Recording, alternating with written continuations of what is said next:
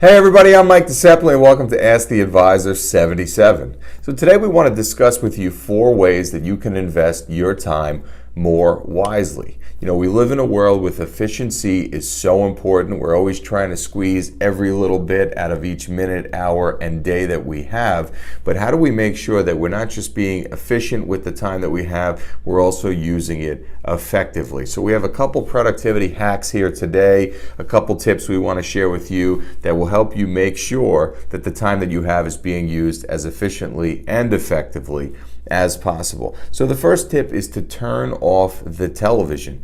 You know, there's just an incessant amount of time that's wasted with people sitting in front of the television. You know, I get it. You want to know what's going on in world and news events. You want to check on your favorite sports team, and we all have shows that we like to watch.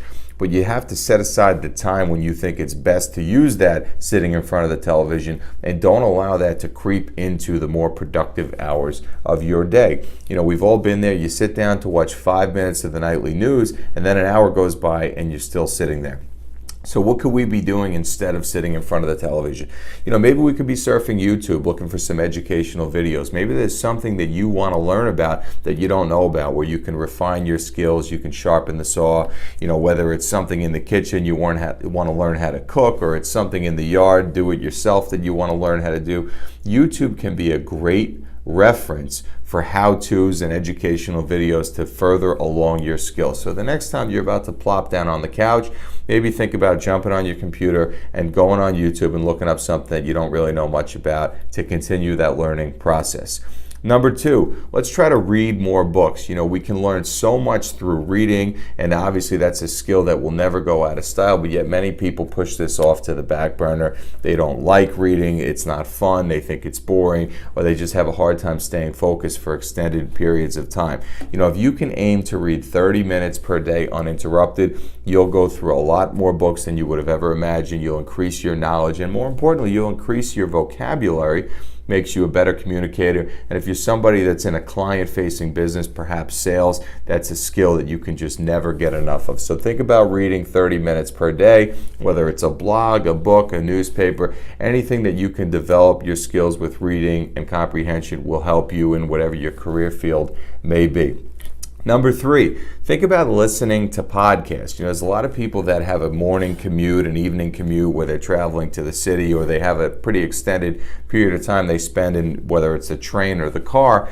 And a lot of times people are listening to music, or maybe sometimes they're listening to nothing at all. They're catching a few Z's on the train. But you should consider listening to some podcasts. You know, podcasts are becoming very popular, and it's allowing you to consume content on your terms. Listening on your terms, you can pop the headphones in, and there's really podcasts around all different subjects, whether it's sports or entertainment, health and wellness, financial services, whatever you name. There's likely a podcast out there with some ideas that you may want to listen to. So try replacing music with a podcast during your morning or evening commute. And this kind of fits into number 2. If you're looking to read more books, perhaps maybe you consider audiobooks. You spend a lot of time in the car, you're unable to read while you're driving. Obviously, we can use programs like Audible or different ebooks to continue to increase the knowledge that we have in the books that we cover without actually reading them. So think about podcasts or ebooks while you're in the middle of your commute, and you could definitely use that time as a 2-for-1, because not only are you traveling from point A to point B, you're getting something else done at that time as well. So that's really effective use of your time. And tip number 4, and this one is really simple, but many people discount this, it's planning the next day the night before. Laying out what those key activities are that you want to take care of first thing in the morning, your money-making activities, these are the things that are most important on your things to do list, and then delegating the rest of those responsibilities and identifying different parts throughout the day when you're going to get those things accomplished.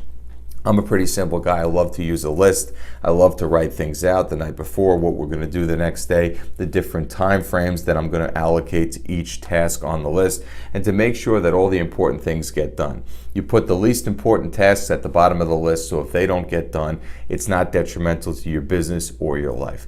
So guys, these are just a couple productivity hacks, 4 ways that you can invest your time more wisely. As you know, at Ask the Advisor and Heritage Financial, our focus is making sure that all investors are well taken care of, and they're not just increasing their return on their investment, but increasing their return on life. And we feel if we give you the knowledge and information that you need to make informed financial decisions, you too can increase your return on life. So we thank you guys for tuning in. Feel free to tag anybody in the comments below if you think they could benefit from hearing this video.